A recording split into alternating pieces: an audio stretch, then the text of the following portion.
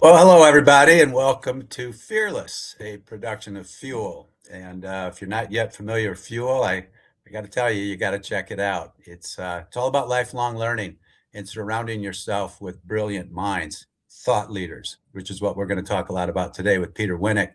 Peter's a fellow Fuel instructor. I highly recommend you check out his course on Fuel and some of his interviews with Todd Duncan, the co-founder of Fuel. And today I've got the privilege of having him on Fearless. So what's Fearless all about? Well, in a word, it's about fearlessness. It's about leadership. It's about taking an idea and actually doing something with it, acting on it. And as Peter's going to say, ideas don't speak for themselves. And I just love his line of work and how he'll speak about strategy and how that relates to tactical execution and things like that, and why the why is more important than the how. So you've got to be really clear on the why. And you've heard me say before that you figure out the how along the way.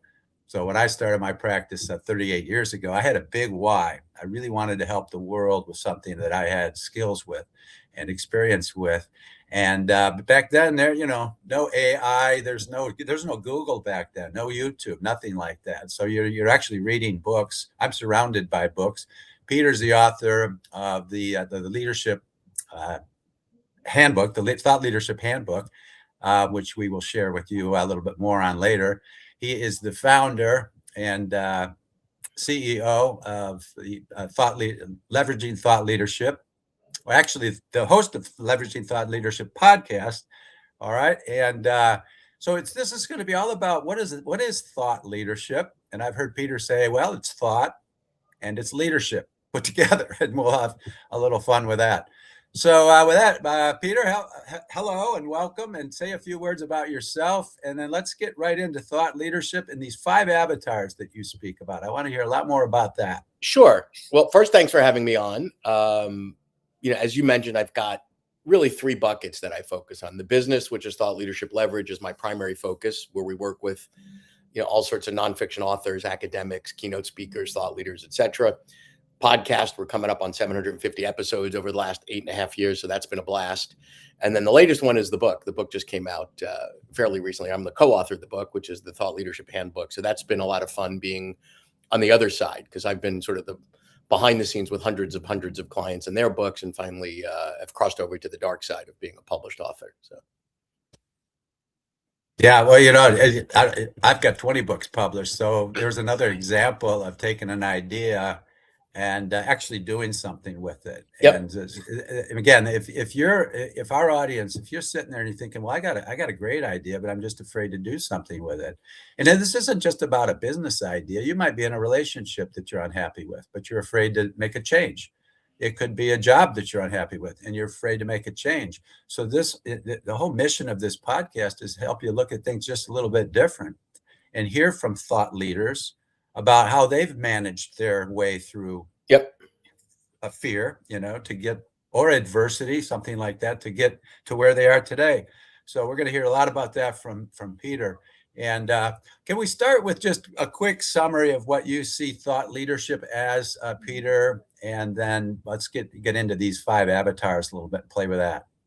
Yeah, so thought leadership is a lot of things to a lot of people, right? But to me, it's a lot of fun, right? And it could be a great business, and it could change the world, and it could lead you to opportunities in places that you never thought before. So I might be slightly biased like the last 20 plus years, but I don't know anyone that is a thought leader, an active thought leader, that hates, to get up on Monday morning and get with it, right? Or is dreading the next day. So to me, that's a good litmus test of, people making an impact, making good living, enjoying what they do, and unleashing the power of the ideas that they've developed and deployed. Yeah, well, you just hit the nail on the head with me. I can't wait for Monday morning. I can't wait for Tuesday morning. I really do feel that way. I love, and I didn't used to feel that way. My Sure. first job out of college was in corporate finance. I was a finance degree out of Notre Dame. And after 2 years, I was pulling my hair out. I was like, I got to get out of here. Right. This is boring. So anybody who's really struggling with a decision, um, thought leaders make decisions. They don't, doesn't mean they always get it right. Isn't that right, Peter? I mean, but you act, you do something with it. Is that, what's your experience with that? That, is a person always going to get it right when they take an No, idea and but then go I after think it? the act thing is actually part of the problem. Meaning, um, my clients are really, really smart, right? I mean, literally, some of them are number one in the world at what they do, and recognized as such, etc.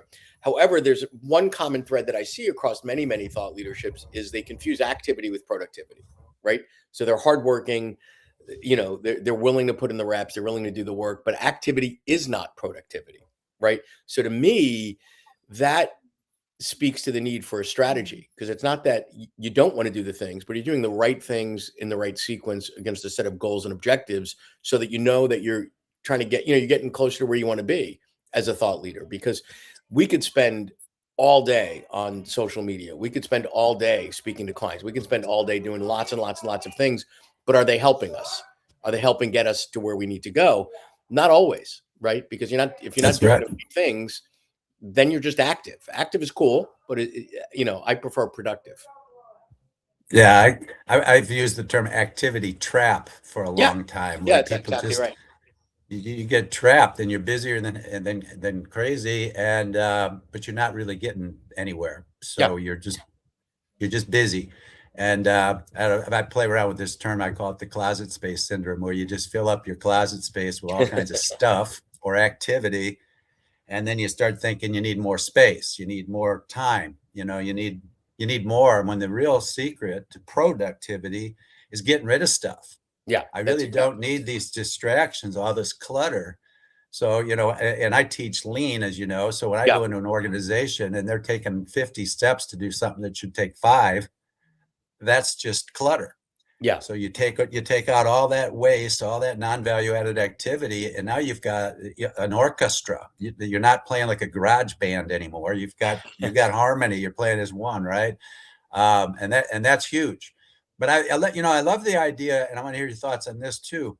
Is the ideas I've been executing on for a long time now haven't all been mine, not sure, by a long shot. sure, So I think it's critical for anyone to realize that I don't have to be a genius to be highly successful. But what I want to do is surround myself with as many geniuses, as bright people as I can, because a lot of the ideas I've executed on haven't been mine. They've been somebody else. The first yeah. book So I let wrote, me, somebody said, you got to write yeah. a book, John. So Right? let me add to that. I think a lot of people, when they think about thought leadership, think they need to come up with, something radical, something totally out there, and sometimes that's true. But usually, what I see is it's not an issue of, everybody thinks the world is flat, but I know it's round. I'm going to prove them that it is round, right? Okay. I think a lot of it is acknowledging and having the wisdom to acknowledge there are others that came before me in my space, whether that's leadership, whether that's management, whether that's communications, whatever it is. And a lot of what they say is true. Many of the things that they say is true. Sometimes it's adding just an incremental thought to it, a twist, a nuance, a little bit that changes it. It changes it a lot. So I think it's not necessarily about, staring at that blank slate, but what is it that you're adding to the conversation of management, of leadership, of whatever the area it is that you practice? And does it lead to a better outcome for those you're serving? And if the answer is yes, then that's thought leadership. Yeah, exactly. And you use the term cross-pollination too. I've Yeah. heard you use that, Yeah. where a lot of the best ideas come outside the box you're in, whatever box that happens I to think that's be. right. Yeah. Yeah. I mean, I think what happens is some of it is organizational, some of it is human nature, is that things are siloed, right? If you're an accountant, you hang out with a lot of accountants and you go to accounting conferences and you know everything there is to know about accounting. But if you're an accountant, and when was the last time you talked to a marketing person? When was the last time you sat down with a creative person? When was the last time you sat down or read poetry, or whatever it is? So I think that this diversity of ideas that are best practice, like lean, comes out of operations and productions, right? But then lean moved over into software development and became agile.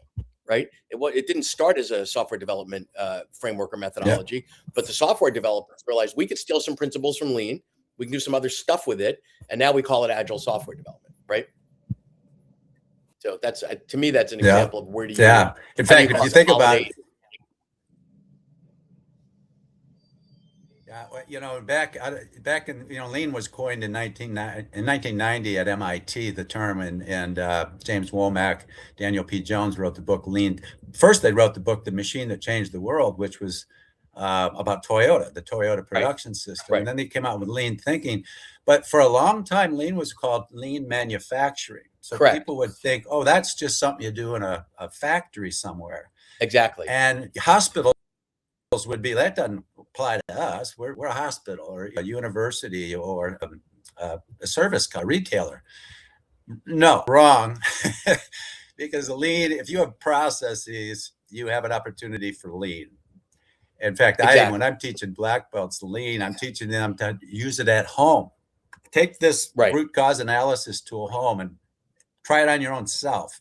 You know, and so it's now, you know, the lean thinking applies everywhere, which is so important these days, because if you're not thinking lean, and AI is coming out stronger and stronger and stronger, you better watch. So stay there for a minute. The take it home thing, right? So in my world, we focus on thought leaders that are B2B, right? So their work is most useful in a business environment, right? However, that being said, I would say over the last 20, 25 years, the stuff that's caught fire most are things that you can use at home. Think about emotional intelligence. Think about Absolutely. a growth mindset.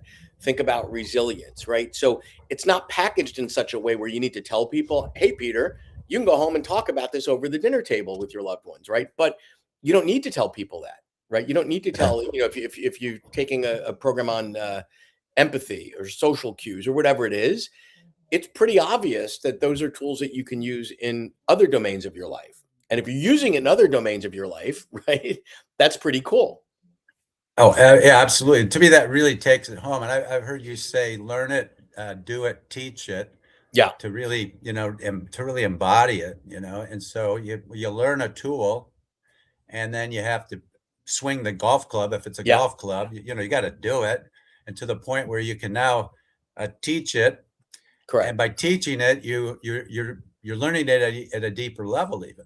So I think that's essential. You mentioned emotional intelligence. You know, the first competency of emotional intelligence is self-awareness, and then right. You know, social awareness. So I think ideas, if you want to be a thought leader, you better be aware.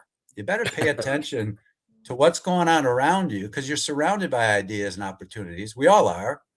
But you also have to be aware of what's going on in your own mind and your own heart. And if you're afraid, okay, you're almost paralyzed. Here's something that's interesting. The National Institute of Health came out and said that, you know, roughly we have 60,000 thoughts a day. Right. And 80% of them are negative. Ouch. So if you want to apply a little lean to your own life, delete the negative. All right. Just start getting that out of your closet, because thought leaders aren't negative. Right. Am I right? That's right. That's right. You know, you're going to get knocked down from time to time. You're going to run into some obstacles, but you're going to get over it, under it, around it somehow, because quitting isn't an option, right? Right. That's right. So let's talk about these 5 avatars. You know, let's start with the first one. What is the growth mindset? Walk us through the. Well, first, but before I get into the 5 avatars, let me just talk for a quick moment about where they came from. So Bill Sherman and I developed these over 20 years, working with hundreds and hundreds of clients. So this didn't come from academia, where we said, here's a theory, and we're going to research the hell out of the theory, and then we're going to put it out in the universe, right? We noticed patterns, right? Because most thought leaders aren't hanging out with tons of other thought leaders often. There are places they congregate, like Fuel or, you know, communities or whatever, but most of the time it's kind of a lonely world. You're out there writing, you're out there speaking, you're out there serving your clients, et cetera, et cetera. But we're fortunate enough that we sit in the middle of it. So we saw patterns, and we realized that these patterns are helpful to share with people. So the first, you know, the other thing I'll say about the 5 avatars is they're not, it's not like your blood type. It could change over time. and you could be more than one. So like any model, it's designed to be helpful. It's not definitive, right? So you might start off as one and move into the other and say, I'm kind of 80-20. So that's the point to give you insight in where you are in your journey as a thought leader, where you want to be. So the first one is the growth-minded CEO. So that is the CEO, could be of a small cap, mid cap, large cap, that is strategically using thought leadership to grow the business, right? So think about the reality of the world that we live in today. And, this has been happening since before AI, but AI certainly has accelerated, is we're all being commoditized. I don't care what business you're in, whether you're selling product or you're in professional services, high tech, financial services, et cetera, you're being commoditized. And by definition, commodities are not differentiated, right? If I'm selling a pound of wheat and you're selling a pound of wheat, the only thing I care about as the buyer is who's selling it for cheaper.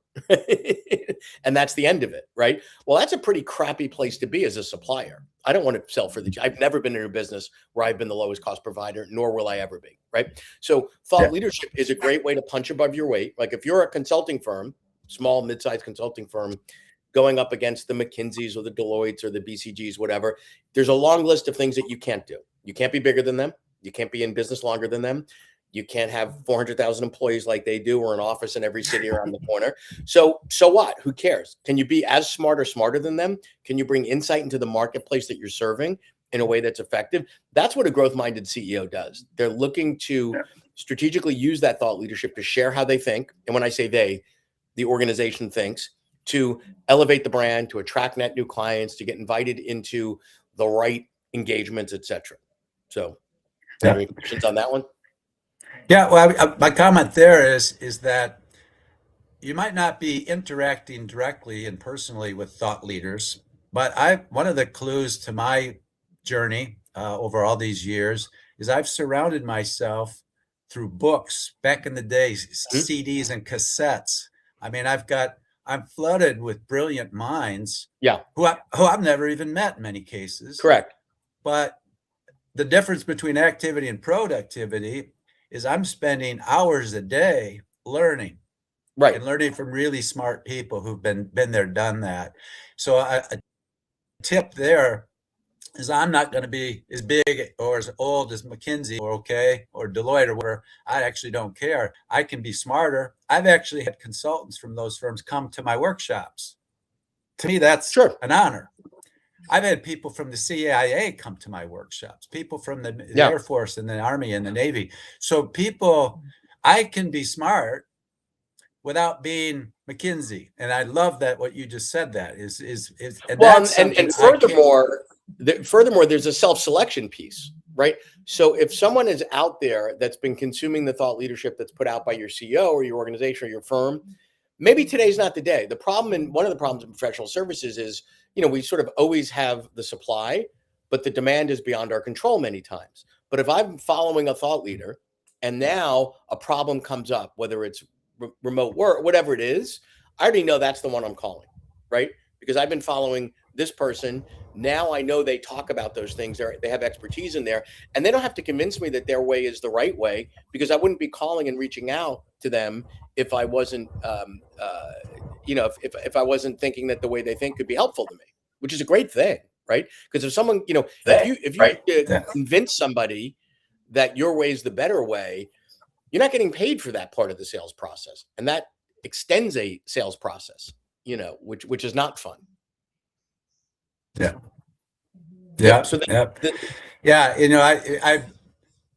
I had a fellow fuel instructor, Brian Byro, on just a couple of weeks ago, and Brian's actually been on the Fearless show 3 times now. But Brian, he talks about control the controllables.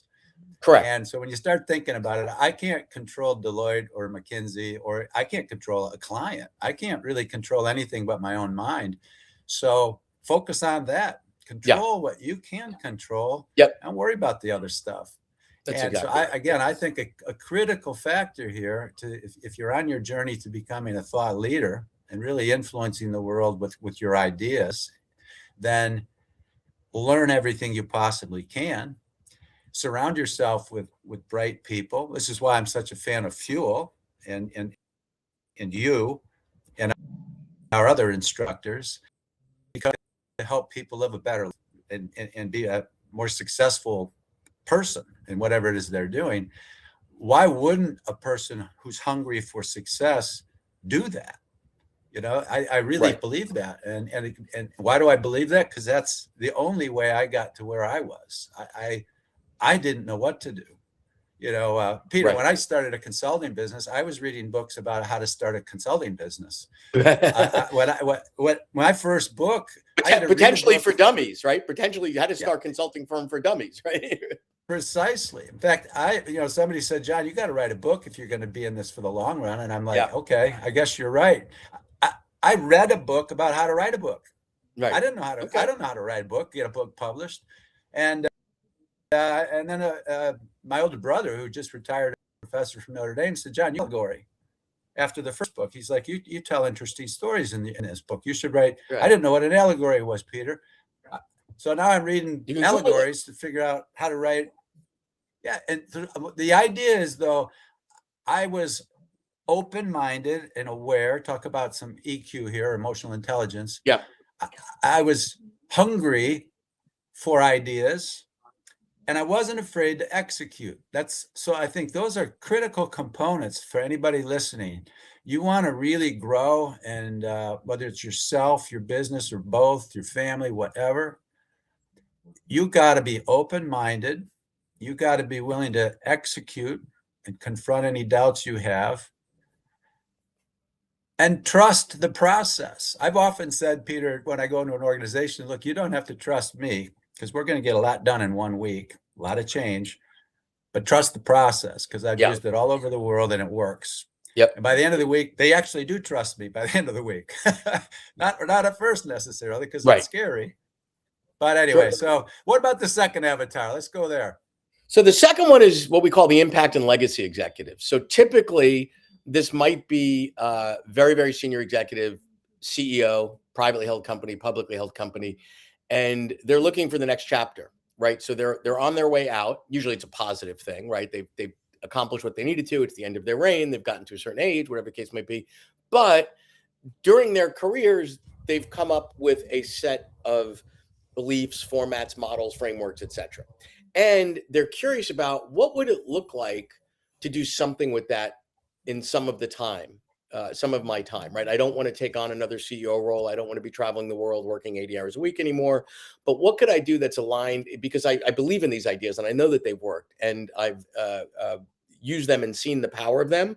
And I want to spend a good chunk of my time doing it. They typically don't care so much about the compensation, but doesn't mean they're going to give it away for free, because if you're putting something out there that has value should be exchanged. Whether they choose to give that money away or whatever isn't the point. So the impact and legacy, they're looking to say, it used to be that you retired at 62 and you were dead at 65. So that was pretty simple, right? Like you didn't have a lot of time to fill. Well, go, take a cruise and play golf and then, kill over in a rocking chair. I don't know too many 62-year-olds doing that today, right? Or 65, 75-year-olds, like whatever. So I think that, they want the intrinsic satisfaction of being out there without the operational burdens that a C-level or a senior level exec has. So we work with a lot of those folks. Yeah. Well, I'm glad that people aren't keeling over at 65 right now, because I'd be dead. Yeah. Past that mark. So, yeah, well, in fact, I've got a couple of guests coming up in the next 2 months who are just precisely that. I won't announce the names yet, but former CEOs who are executives who are at that point in life. They don't want to do the 80-hour fly around the world every week thing anymore. All right, let's go to the third avatar. Yeah, so the third one is probably the most common. If I were to just say to someone, tell me about a thought leader that you admire. And we call it the thought leader on the run. So typically their primary revenue is coming from keynoting or advising or whatever. So these are people that are on the run, right? They could be a solo practitioner, or maybe they've got, someone that handles their web or an assistant that handles their travel, but they are both the creator of the ideas of the thought leadership and the delivery vehicle. So this is the keynoter that starts off Monday in Cleveland, and on Wednesday they're in North Carolina, and by Friday they're in Seattle, right? So it's fun and it's great, and they enjoy the work, and they could have impact, although it's limited, because if I'm in Cleveland today, I can't be in Pittsburgh today, right? But eventually it's exhausting. Eventually, there's a physical toll that it takes, like, being in O'Hare, and I've been there, done that, in the Admiral's Lounge yet again on a Tuesday in February is not fun for the 7th hour when your flight's being delayed, right? So there's the wear and tear of travel, and then sometimes they're trying to think like, okay, from a business standpoint, this is just silly. All I've got is a practice here. If I'm not in the room or in the Zoom, I'm not exchanging ideas, and therefore I'm not exchanging dollars. What are the other things I can do with this set of ideas that I've developed that I know works, that I see it every day when I'm looking someone in the eye? What are the other things I can do with that? So that's the thought leader on the run. So we do a lot of, I think about that as business transformation work. We're taking them from a practice to a business where the intellectual property, the thought leadership, is really the primary asset. And they are just one of many delivery vehicles. Yeah, what you just described was me a long time ago. In fact, I just had another guest was Ross Bernstein. Ross is Yeah. a Hall of Fame speaker. Yes. And he's spoken on all 7 continents. He speaks every week. He's all over the place. He's just what you just described. Yep. And he laughs about it because, and I'm very old fashioned. I have you call my phone, it's me. Right. Not, right. I answer my phone, that kind of a thing. And but I stepped away from that a long time ago because I wanted to actually engage myself in a business and go from keynote to what I call keystone. Well, where you become a bedrock. Listen, nobody feels bad for somebody out there getting, $40,000 a keynote and their workday is 45 minutes that ends in a standing ovation. So we're not, this is a first world problem, but it is somewhat transactional. The impact of their ideas and work are limited because I don't care how good you are as a keynoter, and I've seen them all, you're not changing, the dynamic of a business in 45 minutes. You might seed them with some ideas, you might spark some conversations, but you cannot honestly say, well, and 3 months later, their growth rate changed or this changed or that changed or whatever, without supplying the population in that organization with the right tools and interventions to develop the capabilities to do some things differently or do some things better. Yeah, that's exactly right. Which is why I made that transition over 30 years ago. Yeah. And here you talk about borrowing ideas from other outside your box, your industry, whatever. Peter, I was failing at selling, leadership and culture change early on. Who's going to take me seriously? So I noticed that law firms would offer free seminars to people on a change in the law, OSHA or labor law or whatever, and get clients out of it. Sure. So I was like, what if I offer a seminar, a free seminar, and get people to come to it, and if they like what I have to teach and what I have to offer, maybe I'll get a client out of it. My very first one, I got a bank and the Michigan Manufacturer of the Year 5 years in a row as my first 2 clients, and the bank offered to loan me money. Right. I'm training their executive team. I'm starting to run Kaizen type events, change events, and that I don't know where that idea came from, but that helped me get from that third avatar where I'm just chasing to leveraging my intellectual property, my books and things like that. Correct. And I want to take just a moment too to remind the audience that now a number of the fuel instructors have AIs. So John AI, I can be in 1,000 different places at the same time. After a keynote or something like that, I can offer my avatar, if you want to call it that, my twin, so that people can interact in multiple languages, 24/7 with me. And that's a fascinating value add, if you ask me. And I know you've talked to Todd Duncan about it. He's using it. Wow. Now instead of trying to get to me directly and waiting a long time, if ever even getting to me or you or somebody, who's got this twin, they can access it immediately. And I love that about these AIs because, by the way, if you asked me a question, I'm not Googling it if I don't know the answer. I'm not, Right. I'll tell you, that's outside my window, my scope. And now, there's some amazing things going on with the technology because as much as any organization tries to prepare its workforce by giving them training and such, retention of the information, good luck, right? You know, and the level of engagement and the the level of engagement.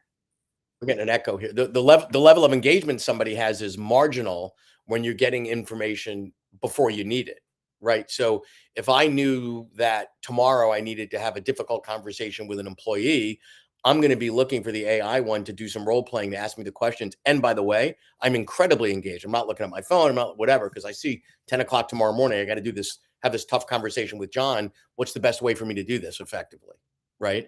So I think yeah.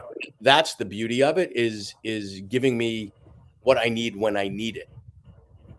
Yeah, absolutely. And it's just another example. If you want to be a thought leader, surround yourself with thought leaders.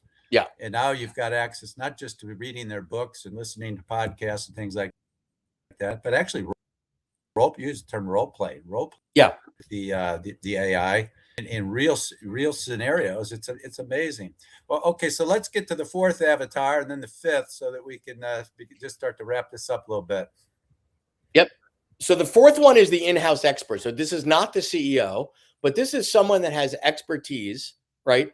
And the company has, and that expertise, they might have started exercising their or practicing their ability to be a thought leader outside of their day job, or it could be that it is part of their day job, and that could be a specific a technical expertise. It could be they're a practice lead at a consultancy. It could be a lot of things, but they are an in-house expert, right? And they're out there talking about things that are beneficial to the business, right? And they're talking about the power of their models and methods and frameworks. So it could be, when I say talk about, they could be out there speaking at industry conferences, they could be writing, they could be on podcasts. There's lots of different ways to do it, but part of their job is to share this expertise with those that matter most to the firm. And the smart companies are giving people the leeway to do that. And it could be anything from, hey, John, spend 20% of your time on this. You're a really good speaker. It would be to our mutual advantage for you to do more of that too. You know what, John? I'm taking away all your operational responsibilities. This is all you're doing now. You're going to be the brand ambassador, the advocate, the thought leader. We want to support you and help you write the books and do the things that you need to do. This happens a lot in high tech, financial services, professional services, et cetera. So that's the in-house expert. And the last one is what we call the Hall of Fame thinker. So this is typically they were probably a thought leader on the run at one point.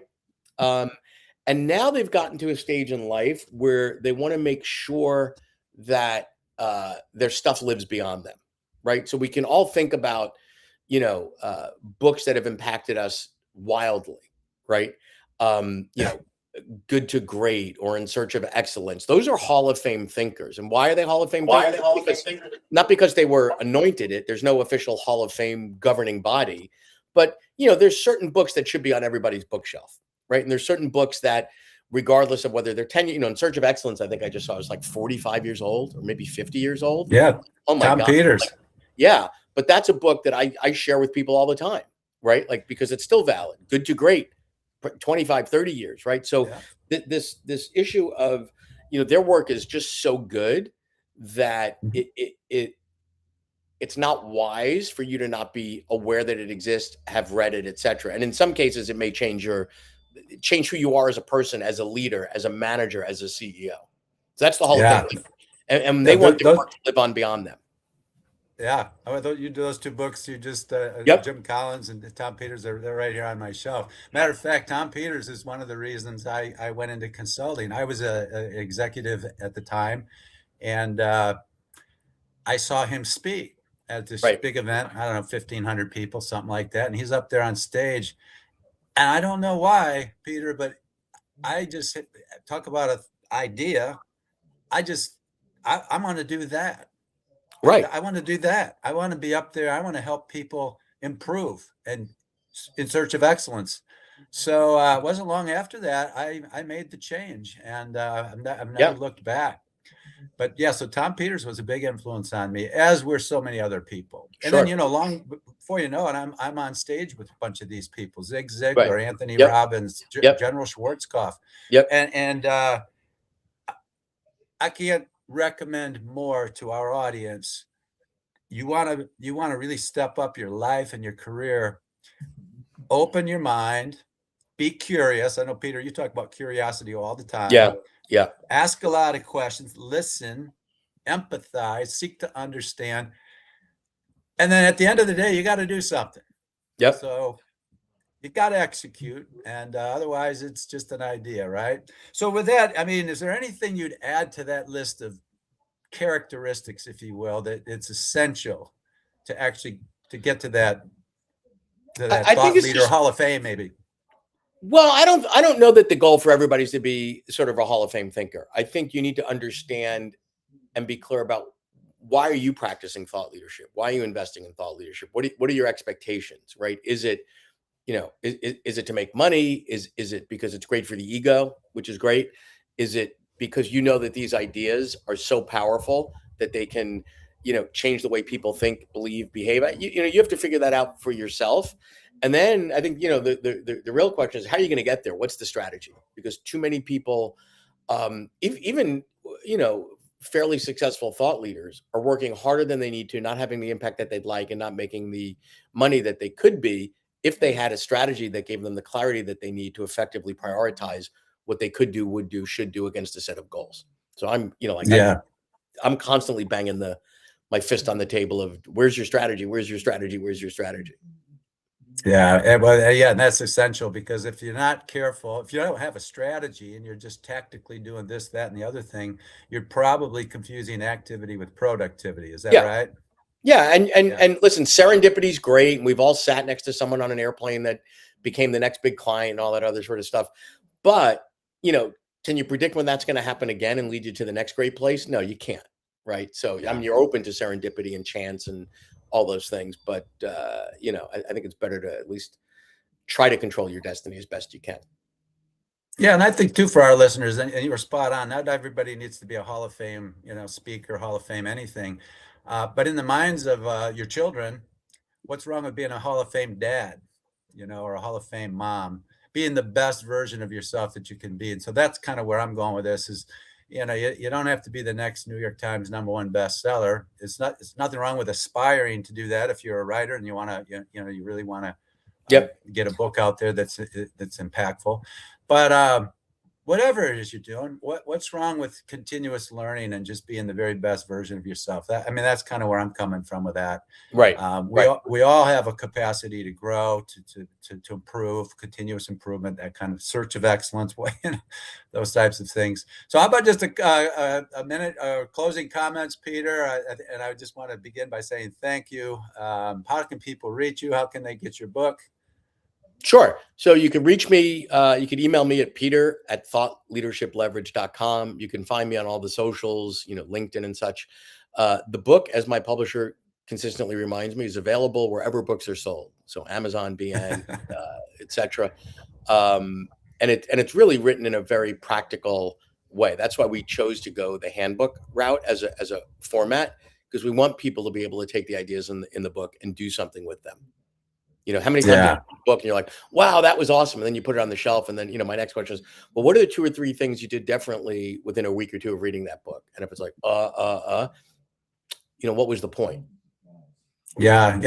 I'm a book lover. In fact, just last night, my younger brother's, his best friend is dying basically of a very serious brain cancer. Yeah. And my brother's trying to help him out. He's moved him into his house for a while for care. And I asked my brother, I said, does Steve read?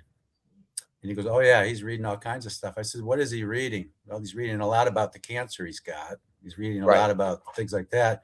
I said, he's feeding it. Anything you focus on, you feed. Why don't you, would he consider reading something outside the box? Bruce Lipton's The Biology of Belief, Eckhart Tolle's The Power of Now. What about David Hawkins' Power versus Force? Some of these books that are completely different, right, but completely helpful. I mean, those are just some books that were immensely helpful to me over the years, especially going through difficult times. He's like, give me the names of these books again. I'm sure he'd be open to it. We'll get right on it, because now one of them, Saved by the Light, Danny and Brinkley, and the other one, Proof of Heaven by Eben Alexander. These two both had some of the most impactful and studied near-death experience cases in the world. And by the way, Eben Alexander happened to be a brain surgeon. So, I mean, these are books that inspire, they give hope. Sure. And you're not just trying to figure out, what to eat to get rid of this brain cancer stuff, which is not a bad idea either. Anyway, books can change a person's life. They've certainly changed mine in many ways. I want to recommend to everybody, get the Thought Leadership Handbook. Listen to Peter's podcast. He brings on amazing guests. Share this podcast, please, and subscribe if you haven't already to Fearless, and help us get the word out to help people around the world who are struggling with fear and doubt. Okay, and with that, thanks again, Peter. We'll stay in touch. Thanks for having me. And we'll see you again. Goodbye, everybody.